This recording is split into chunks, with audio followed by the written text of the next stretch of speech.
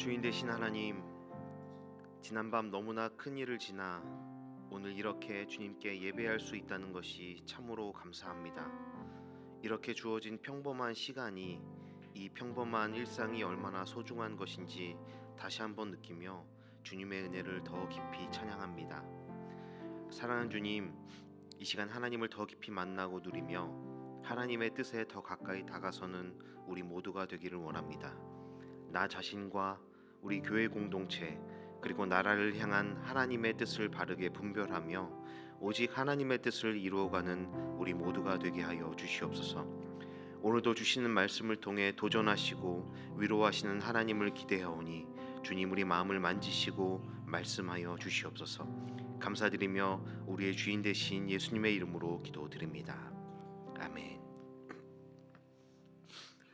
오늘 우리에게 주시는 하나님의 말씀은 누가복음 8장 22절로 25절까지 말씀입니다. 누가복음 8장 22절로 25절까지 말씀, 저와 여러분이 한 절씩 교독하시고 25절 말씀은 합독하도록 하겠습니다. 하나님의 말씀입니다. 하루는 제자들과 함께 배에 오르사 그들에게 이르시되 호수 저편으로 건너가자 하시매 이에 떠나 행선할 때에 예수께서 잠이 드셨더니 마침 광풍이 호수로 내리침에 배에 물이 가득하게 되어 위태한지라. 제자들이 나와 깨어 이르되 주여 주여 우리가 죽겠나이다 한데 예수께서 잠을 깨사 바람과 물결을 꾸짖으시니 이에 그쳐 잔잔하여지더라. 제자들에게 이르시되 너희 믿음이 어디 있느냐 하시니 그들이 두려워하고 놀랍게 여겨 서로 말하되 그가 누구이기에 바람과 물을 명함에 순종하는가 하더라. 아멘. 네, 반갑습니다 여러분. 오늘 정말 잘 오셨습니다. 오늘은 좀 같이 인사를 하고 시작했으면 좋겠습니다. 뵙게 돼서 정말 다행이고 감사합니다 라고 서로 인사하시고 앞뒤 좌우의 분들과 교제하시면 좋겠습니다. 네, 우리가 이렇게 함께 예배할 수 있는 것이 참 감사이고 정말 특권인 것을 다시 한번 깨닫습니다. 여러분, 동행이라는 말 참 좋아하시죠? 저도 동행이라는 이 단어를 어떻게 보면 제 인생의 키워드와 같은 말인 것 같습니다. TV 프로그램 중에도 동행이라는 프로그램 있는 거 혹시 아시나요? 어려운 이웃들이나 또 사연이 있는 그런 이웃들을 소개하면서 도움을 또 주기도 줄 수 있고 그런 프로그램이 있는데, 저도 이렇게 보다가 혼자서 이렇게 감동받아서 눈물을 훔치면서 계좌번호에다가 이제 이렇게 후원금도 보내고 했던 프로그램도 있었습니다. 제가 참 동행이라는 이 의미를 너무 좋아해서 언젠가 한번 제가 이 동행한다는 것의 의미를 깊이 묵상하고 기도하면서 예배를 찬양을 준비했던 적이 있었습니다. 그때 제가 묵상했던 그리고 정리했던 이 동행이라는 것이 무엇일까를 좀 정리해 봤는데 이런 내용이었습니다. 동행한다는 것은 목표 지향적이지 않은 것이다. 함께하는 모든 과정이 바로 동행이기 때문이다. 결과에 상관없이 동행하는 대상과 함께하는 그 모든 순간을 누리는 것이며 그러한 과정 자체가 의미 있는 것이다. 이렇게 정리하고 예수님과 동행하는 것이 무엇일까를 좀 생각하면서 찬양을 준비했던 기억이 있습니다. 예수님과 동행하는 것이 이런 의미여야 할 겁니다. 제가 가장 좋아하는 찬송가 435장입니다.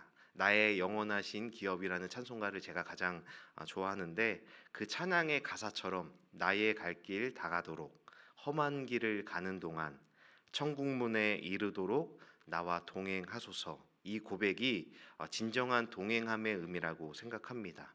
하나님이 어떤 일을 이루어 주셨거나 아니면 내가 내 갈 길 다 갔기 때문에 하나님과 동행했다고 고백하는 것이 아니라 험한 길을 가는 그 모든 과정 자체가 주님과 함께하는 그 동행 자체가 우리에게 의미가 있고 그것 자체가 나에게 감사이구나라는 것이 제 동행함의 의미, 예수님과 동행하는 것의 의미이지 않을까 생각합니다. 그런데 오늘 본문을 보면은 제자들, 예수님과 3년 동안 사실 동행한 것이죠. 동행한 제자들 3년의 시간을 보냈고 동행하였지만 제자들의 모습을 보면 언제나 두려움 가운데 있었다라는 것을 볼 수 있습니다. 그리고 결국 예수님이 잡혀가시던 날 밤에는 예수님과 동행했던 그 모든 시간들을 그냥 내팽겨치고 예수님을 버리고 도망가고 말았습니다. 이런 제자들을 보면서 한편으론 또 동행하는 것이 그렇게 쉽지만은 않구나라는 것도 생각하게 됩니다. 단지 가까이 있고 함께 있는 것이 동행의 의미가 아니기 때문이에요. 오늘 본문에서 제자들은 분명히 예수님과 함께 배 안에 있었지만 풍랑을 보고 두려워했던 제자들의 모습이 그것을 증명하고 있는 것입니다. 분명히 같은 배를 타고 예수님과 같은 목적지를 향해 가고 있는 것은 인생의 동행을 의미하는 것이 맞지요. 그런 의미에서 제자들은 분명히 예수님과 동행했습니다. 하지만 그럼에도 불구하고 인생이 언제나 불안하고 그들은 인생의 많은 상황들을 염려하고 있었다라는 것이죠. 사실 우리도 마찬가지이지요. 신앙생활을 하면서 우리가 예수님과 동행하면 우리가 모든 문제가 사라질 것이라는, 아니 그래야만 한다라는 믿음을 갖고 있기도 합니다. 이 말이 틀린 말은 아니지만 우리가 예수님과 동행한다면 삶의 어려움과 두려움이 궁극적으로는 사라질 것을 믿고 소망합니다. 그것이 틀린 말은 아니지만 우리 삶의 실존은 제자들이 느끼는 두려움 앞에 우리 또한 서게 된다면 우리도 무너질 때가 많다라는 사실을 알 것이고, 또 우리가 인정할 수밖에 없는, 자존심이 조금 상하긴 하지만 우리도 만약 제자들과 같은 상황에 처하게 된다면 우리도 제자들과 비슷하게 반응하지 않았을까를 인정할 수밖에 없습니다. 우리도 예수님과 늘 동행한다고 하지만 언제나 인생이 어렵고 또 무거운 것처럼 느껴지고 또 두렵게 하는 것이 사실입니다. 그럼 그 이유가 무엇일까요? 우리가 예수님과 분명히 동행함에도 왜 우리는 두려워하고 불안해하는 것이겠어요? 제자들은 왜 예수님과 같은 배를 타고 같은 곳으로 동행하며 가는데도 이렇게 불안해하는 모습을 보이는 것이겠습니까? 제가 예전에 사역했던 교회에서 청년들과 성경 공부를 하면서 사도신경에 대해서 성경 공부를 했던 적이 있습니다. 사도신경의 한 구절 한 구절을 정말 이렇게 세분화해서 그 한 구절 한 구절을 한 주에 그 한 구절씩 묵상하고 또 공부하면서 우리가 믿는 신앙의 뼈대를 다시 세우는 그 공부를 나눴던 적이 있습니다. 그 중에 성령으로 잉태하사 동정녀 마리아에게 나시고라는 고백에 담겨져 있는 그 의미를 깊이 묵상하면서 함께 나누었던 적이 있습니다. 하나님은 이 땅에 자신의 아들을 보내실 때 일반적인 남녀 관계 안에서 예수님을 태어나게 하시지 않으셨지요. 마리아라는 특별한 여인의 몸을 통해서 태어나도록 하셨습니다. 마리아가 동정녀라는 의미는 부부관계 안에서의 잉태가 아니라 성령으로 잉태하여 아기 예수를 낳았기 때문인 것입니다. 이것이 의미하는 것은 예수님이 하나님의 아들이시기에 완전한 신성을 갖고 계신 한편 어머니가 인간인 마리아이기 때문에 완전한 인간이라는 의미입니다. 완전한 신성과 완전한 인성을 모두 가지고 계신 분이 예수님이다라는 것이죠. 이 두 가지 관점 중에 한쪽으로 치우쳐 주장하는 것을 단성론이라고 해요. 단성론이라는 것은 초대 기독교의 그리스도론 논쟁에서 등장한 신학적 견해인데, 예수 그리스도께서 하나의 본성을 가지고 계시다라는 것을 주장하는 신학적 견해입니다. 이들의 주장을 요약하자면 이런 거예요. 예수님은 참 하나님이시고 참 사람이시다. 여기까지는 맞죠? 그런데 이들이 주장하는 것은 성육신 이후에 신성과 인성은 하나의 본성으로 융합되었다라고 말하는 거예요. 결과적으로 예수님의 본성은 단일 본성이다. 즉 신적인 본성이 예수님의 인성을 통합하고 예수님의 인성이 신성 안에 융합되었다라고 주장하고 있는 것입니다. 이 단성론 때문에 2000년 교회 역사에 가장 많은 이단들이 파생이 되었고 생겨났습니다. 여러분, 단성론을 주장하면 어떤 문제들이 발생할까요? 단성론은 예수님의 신성과 인성 간의 균형을 잃는다는 비판을 받았는데, 첫 번째 문제는 인성의 약화이지요. 아까도 말씀드렸던 것처럼 신성 안에 인성이 흡수되었다라고 말하는 것인데, 이게 왜 문제냐 하면 예수님께서 인간으로서, 참된 인간으로서 겪으신 고난과 경험이 불완전하거나 왜곡되는 문제가 발생합니다. 예수님께서 십자가에서 그 과정, 십자가의 길을 통해서 우리의 모든 죄의 문제를, 죄의 대가를 온전히 그 세포 하나하나로 감내하시고 감당해 내셨던 그 희생 사역이 헛된 것이 되어 버린다라는 거예요.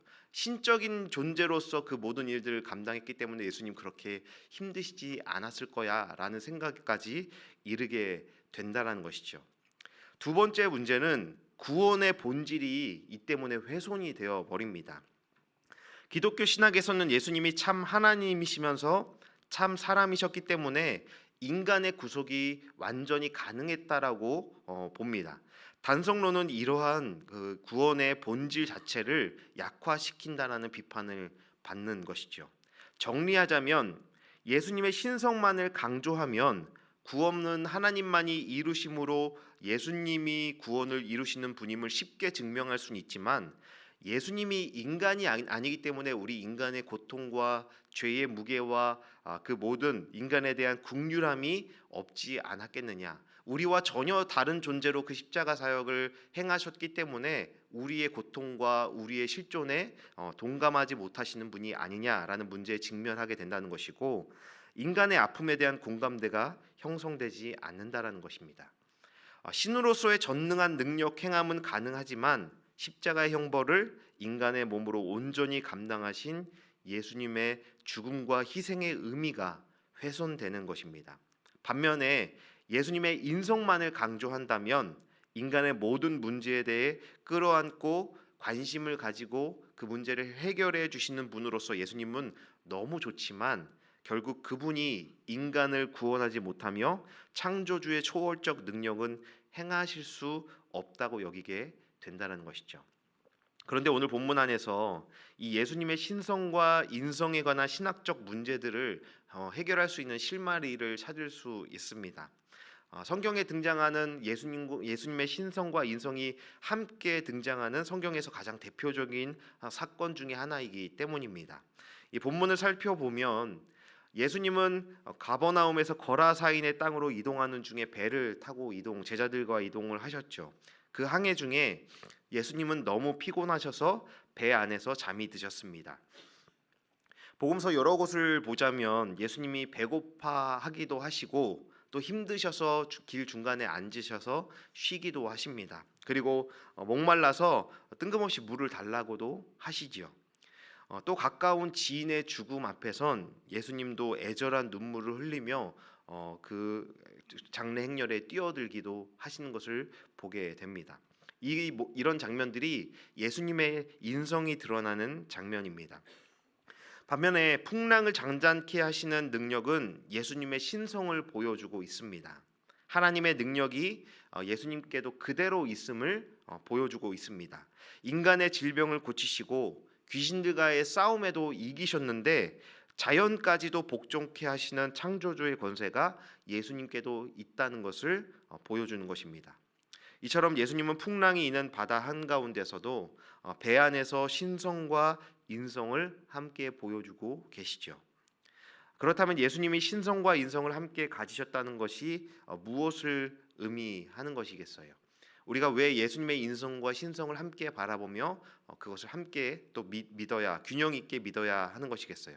하나님의 아들이신 예수님이 완전한 인간이라는 것이 무슨 뜻이고 그것이 우리에게 어떤 의미가 있는지 한번 나누어 보려고 합니다.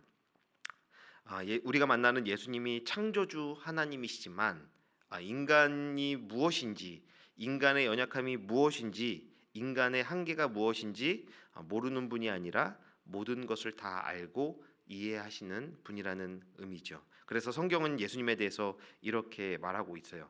히브리서 말씀을 우리 세번역 성경으로 읽을 텐데 히브리서 2장 18절 말씀 함께 먼저 읽어보겠습니다. 그는 몸소 시험을 받아서 고난을 당하셨으므로 시험을 받는 사람들을 도우실 수 있습니다. 히브리서 4장 15절 16절도 함께 읽어보겠습니다. 우리의 대제사장은 우리의 연약함을 동정하지 못하시는 분이 아닙니다. 그는 모든 점에서 우리와 마찬가지로 시험을 받으셨지만 죄는 없으십니다. 그러므로 담대하게 은혜로 보좌로 나아갑시다. 그리하여 우리가 자비를 받고 은혜를 입어서 제때에 주시는 도움을 받을 수 있도록 합시다. 아멘. 또 예수님은 우리의 마음을 헤아려 주실 뿐만 아니라 초월적인 능력으로 우리의 문제들을 해결해 주십니다. 즉 예수님은 우리가 당하는 모든 아픔을 아시고 우리의 계획과 방법 이상으로, 다시 말해 창조주 하나님의 방법으로 모든 문제를 해결해 주신다는 겁니다. 이 본문, 오늘 우리가 읽은 이 본문을 가지고 근데 오해해서는 안 되는 것이 있어요. 실제로 많은 설교자들도 그렇고 이 말씀을 들어왔던 신자들이 그런 오해를 할 때가 있어요. 우리의 인생길에 풍랑이 일 때, 우리가 폭풍과 같은 이 상황을 만날 때 예수님을 흔들어 깨워야 한다라고 말이죠. 그래서 더욱더 부르짖고 간절하게 예수님을 흔들어 깨워야 한다라고 말씀을 전하는 설교자들의 그 설교도 들은 적이 있습니다. 예수님만 깨우면 그분이 우리가 당하는 인생의 풍랑을 잠잠케 해주신다는 거예요. 이 말도 완전히 틀린 말은 아니지만 그것만으로는 부족합니다. 오늘 본문은 제자들이 매우 두려워하고 있다라는 것을 말하고 있습니다. 제자들이 두려워한 이유는 예수님이 함께 계시지 않아서, 예수님이 주무시고 계셔서, 예수님이 깨어 있지 않아서가 아니었습니다. 제자들이 두려워했던 이유는 예수님도 이런 상황에서는 어쩌지 못하실 것이라는 불신과 믿음 없음 때문에 두려워했던 거예요. 제자들도 분명히 알고 있었습니다. 예수님이 함께 계시고 이 배에 함께 타고 계시고 주무시지만 그들이 진짜 두려워했던 것은 예수님도 이건 어쩌지 못하실 거야 라는 예수님의 신성을 향한 불신 때문이었다는 것이죠. 그래서 예수님은 풍랑을 잠잠케 하신 후에 제자들을 향해서 뭐라고 말씀하세요? 왜 나를 진작에 안 깨웠어? 조금만 더 나를 일찍 깨웠으면 됐잖아 라고 질책하시지 않고 제자들을 향해 이렇게 말씀하시죠. 너희 믿음이 어디 있느냐? 너희가 왜 믿음이 없느냐? 라고 혼을 내십니다. 이렇게 위급한 상황에 주무시고 계시는 예수님을 깨우는 제자들의 반응이 조금 이상해요. 예수님이 주무시기 때문에 두려워했던 거라면 제자들은 이렇게 예수님에게 말해야 했죠. 예수님 일어나세요. 살려주세요. 예수님 지금 풍랑이 일어서 큰 위험이 닥쳤습니다. 우리를 살려주세요 라고 예수님을 흔들어 깨웠어야 하는데 제자들은 그렇게 요청하고 있지 않습니다. 24절 말씀 우리 세번역 성경으로 함께 다시 한번 읽어보겠습니다. 24절입니다. 그래서 제자들이 다가가서 예수를 깨우고서 말하였다. 선생님, 선생님, 우리가 죽게 되었습니다. 예수님에게 이렇게 얘기를 하는 거예요. 예수님, 우리가 죽게 되었습니다. 여러분, 이 말이 무슨 말이냐 하면 이런 말이 의미가 내포되어 있는 거죠. 선생님, 선생님, 우리 모두 죽게 생겼습니다. 그러니까 우리나 당신이나 모두 죽게 되었으니까 일어나세요 라고 말할 뿐인 거예요. 예수님의 도움을 요청하는 것이 아니라 우리 다 끝장났습니다 라고 예수님을 깨우고 있는 겁니다. 왜 그렇겠습니까? 예수님과 동행하고 있다고 해도, 심지어 예수님이 우리 가운데 지금 나의 같은 배에 타고 계시다 하더라도 인간적인 예수님만 깨어 계시다면, 즉 우리가 그분의 신적 능력을 신뢰하지 못한다면 이렇게 두려울 수밖에 없다는 거예요. 주님이 인생의 배 안에 함께 타고 계셔도 두려울 수밖에 없다는 겁니다. 제자들에게는 예수님이 함께 계신다라는 믿음이 없었던 게 아니에요. 예수님이 하나님이시기 때문에 창조주의 방법으로 문제를 해결하실 수 있다는, 하실 수 있다는 그 전능하신 예수님을 향한 믿음이 없었던 겁니다. 여기에 중요한 점이 있어요. 우리가 하나님을 창조주 하나님으로 믿는다면 하나님의 방법은 우리의 방법과는 다르다라는 것을 우리는 기억해야 하는 거예요. 하나님의 방법, 우리가 창조주 하나님, 그 신적인 전능하신 하나님으로 하나님을 진정으로 믿는다면 하나님의 방법이 우리의 방법과 분명히 다르다라는 것을 우리는 그 사실 또한 믿어야 하는 것이죠. 그런데 우리는 우리의 방법대로 문제가 해결되지 않으면 힘들어하지요.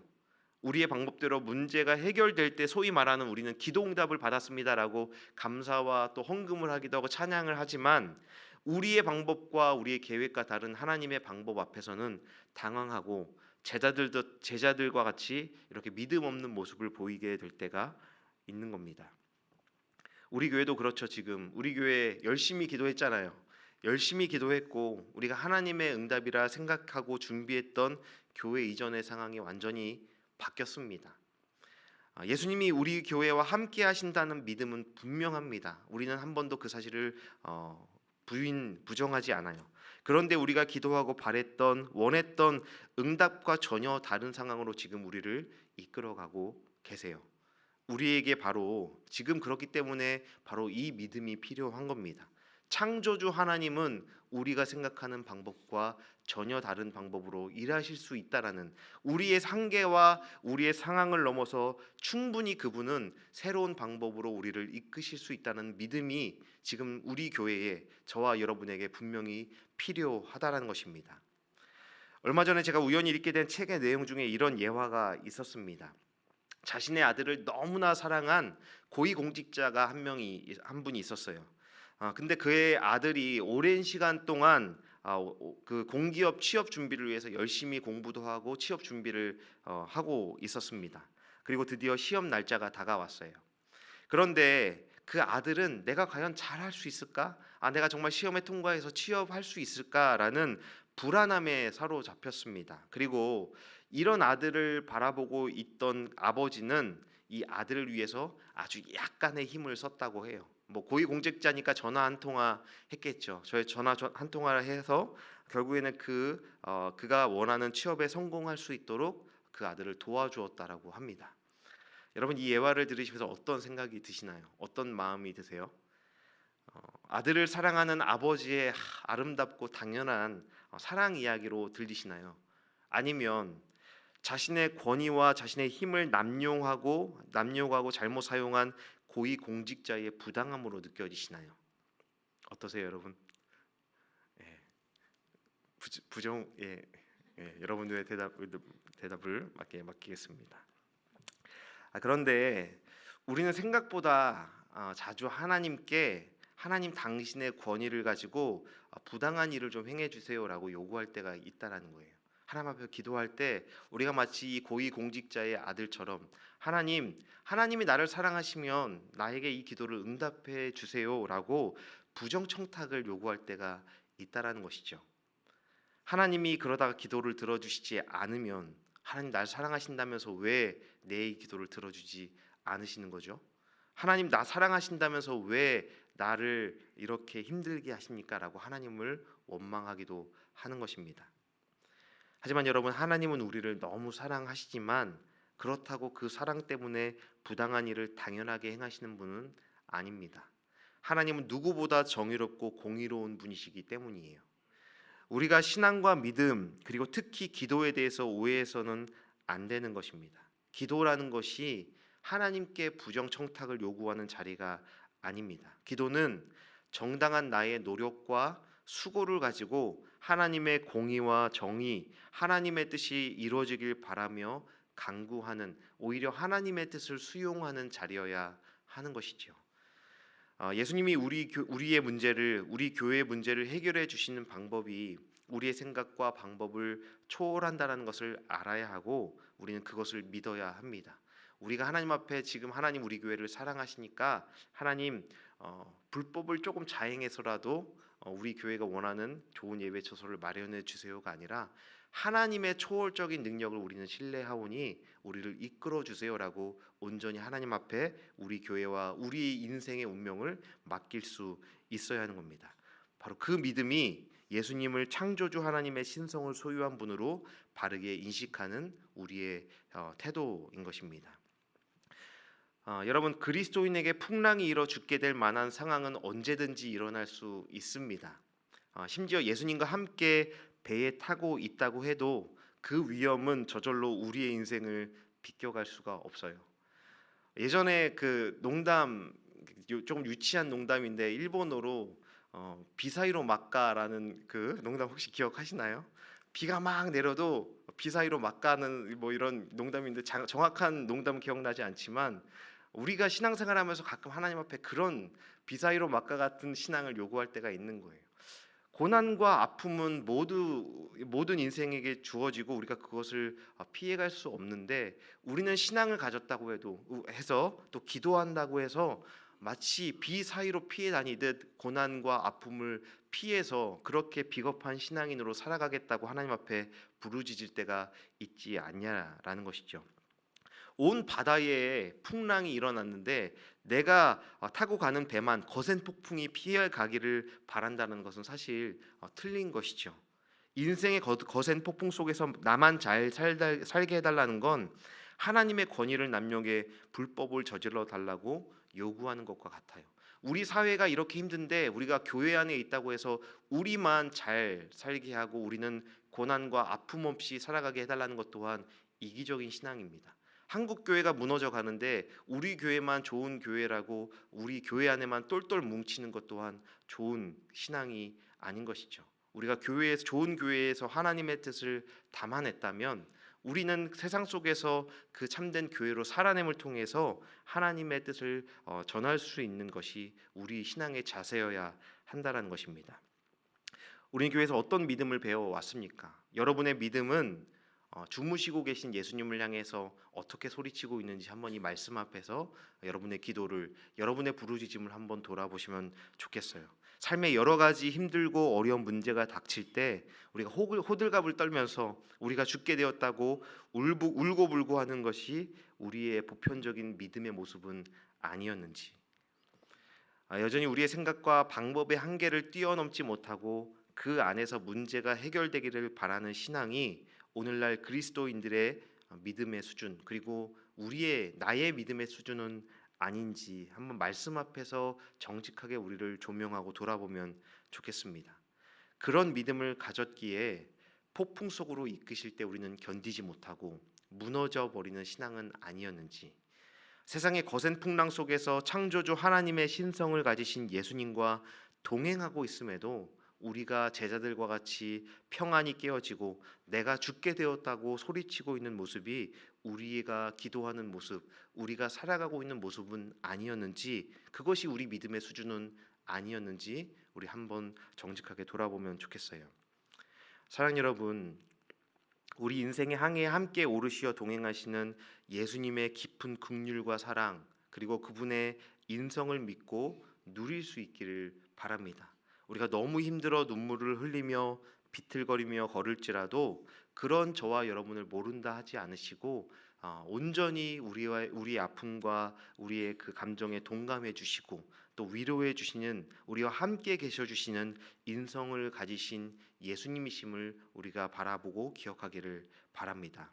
또한 이 땅을 당신의 손으로 창조하신 창조주 하나님이심을 우리가 진정으로 믿고 신뢰하기를 바랍니다. 우리는 그 하나님의 능력을 언제나 믿음으로 함께 바라보아야 합니다. 주님의 인성을 뛰어넘어 하나님의 신성을 바라보아야 합니다. 폭풍 속에서도 그 크신 주님의 능력과 권능을 바라볼 수 있을 때 하나님과 우리는 진정으로 그 폭풍 속에 함께 누워서 평안한 잠을 잘 수 있기 때문이에요. 여러분, 예수님의 방법은, 하나님의 방법은 저와 여러분의 방법과는 다릅니다. 달라야 합니다. 내가 기대하고 바라는 기도의 응답과 다를 겁니다. 내가 생각한 타이밍이 아닐 겁니다. 그래서 인생의 폭풍과 같은 시간을 지나야 하고 폭풍 속에 죽을 것 같은 두려움에 사로잡히기도 할 겁니다. 그것이 우리 인생의 실존이고 부정할 수 없는 거예요. 하지만 여러분, 끝없는 사랑과 긍휼로 그 전적인 전능하신 능력으로 언제나 나와 동행하시고 나의 인생을 붙들고 계시는 예수님을 붙잡으시기를 축원합니다. 또한 우리가 마주한 거센 폭풍을 완전히 통제하실 수 있는 분이시며 완전히 다스리시는 전능자의 그늘 아래 우리가 살아가고 있다는 사실을 믿으시며 우리의 삶과 우리의 상황들을 주님 앞에 온전히 내어 맡기고 참된 신뢰의 평안의 길로 나아갈 수 있는 저와 여러분이 되기를 주님의 이름으로 축원합니다. 함께 우리 말씀을 기억하면서 우리 함께 찬양하겠습니다. 우리 주품에 함께 찬양하며 주 앞에 고백하겠습니다.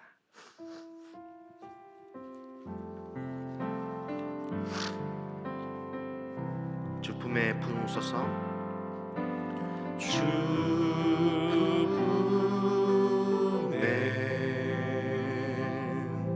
품으소서.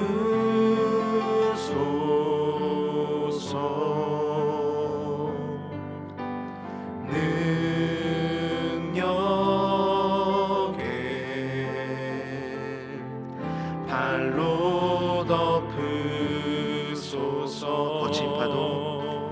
거친 파도 날 향해 와도 주와 함께 날아오르리. 폭풍 가운데 나의 영혼 잠잠하게 주를 보리라. 주님 안에 나거하리. 주님 안에 나 거하리.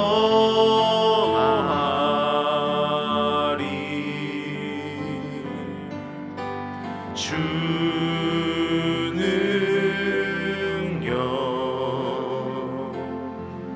나 잠잠히 거친 파도 날 향해 와도 거친 파도 날 향해 와도 주와 함께 날아오르리. 폭풍 가운데 나의 영혼 잠잠하게 주를 보. 거친 파도 날 향해 와도 거친 파도 날 향해 와도 주와 함께 날아오르리. 폭풍 가운데 나의 영혼 잠잠하게 주를 보리라. 여러분 함께 이 시간 기도할 때에 이 말씀을 쭉 한번 다시 생각해 보세요. 인생의 항해에 만나는 폭풍 속에서도 우리가 예수님의 인성과 또 예수님의 신성을 우리가 바르게 믿으며 하나님의 응답과 뜻이 나의 생각과 나의 뜻과 다를지라도 우리가 끝까지 믿음으로 순종하며 이 항해를 계속할 수 있기를 우리 하나님 앞에 구하십시다. 기도하면서 하나님 앞에 부정청탁을 요구하지 말고 하나님, 내 생각과 뜻과는 다른 내 생각과 뜻보다 훨씬 크신 하나님의 뜻과 하나님의 능력을 신뢰할 수 있도록 우리의 마음을 틀어주시고 우리의 기도의 방향을 틀어 하나님께서 예비하신 예수님께서 예비하신 참된 샬롬을 경험할 수 있도록 우리 가운데 일하여 달라고 함께 기도했으면 좋겠습니다. 또한 우리 교회를 위해서도 함께 한 마음으로 기도하십시다. 우리가 기도하고 계획하고 바랬던 상황과 달라졌지만 이젠 우리에게 정말 하나님밖에 의지할 것이 없습니다. 하나님이 아니면 하실 수 없다라는 우리는 그 벼랑 끝에 서 있습니다. 이제 더 분명히 보게 될 것입니다. 하나님이 일하고 계시구나, 하나님이 이 폭풍을 잠잠케 하시는 분이구나라는 우리 교회의 이 모든 과정을 통해서 우리에게 보게 하실 것입니다. 그러니 우리가 이 시간 기도할 때 우리 그 날을 꿈꾸고 소망하며 더 굳건히 하나님의 뜻을 붙들고 흔들리지 않는 믿음으로 주님과 끝까지 동행하며 따를 수 있는 그 하나님의 뜻을 결코 포기하지 않는 우리 교회가 될 수 있게 해달라고 우리 교회를 위해서도 한 마음으로 함께 기도하며 주 앞에 나가십시다. 함께 기도하겠습니다. 사랑해 주님 감사합니다. 하나님, 이 시간 이 말씀을 다시 한번 생각하며 우리 가운데 하나님을 향한 믿음의 시선이 어떠했는지를, 우리가 주님을 어떻게 바라보고 있었는지를 다시 한번 우리가 돌아보게 하여 주시옵소서. 인생의 항해에서 우리는 폭풍을 만날 것이고 거친 폭풍 속에서 더 이상 앞으로 나아갈 수 없는 그 어려운 상황 가운데 직면하게 될 때도 있을 것입니다. 아버지, 하지만 그때에 우리와 완전히 함께 하시고 우리가 동행하시고 우리의 배에 함께 하셔서 우리의 인생을 붙들고 계신 예수님의 그 인성을 우리가 믿으며 큰 위로를 경험하게 하시고, 또한 우리 눈앞에 있는 폭풍을 잠잠케 하시며 폭풍을 다스리시는 온 자연 만물의 창조주이시고 주인 되신 그 예수님의 신성을 끝까지 믿으며 신뢰하며 이 인생의 항해를 계속해 나갈 수 있도록 주님, 우리 가운데 그 믿음을 허락하여 주시옵소서. 주님과 참된 동행의 의미를 누리며 주님께서 허락하시는 그 샬롬을 경험할 수 있도록 우리의 인생을 붙들고 인도하시는 그 주님을 고백할 수 있도록 우리 가운데 역사하여 주시옵소서. 또한 우리 교회를 위해서 기도합니다.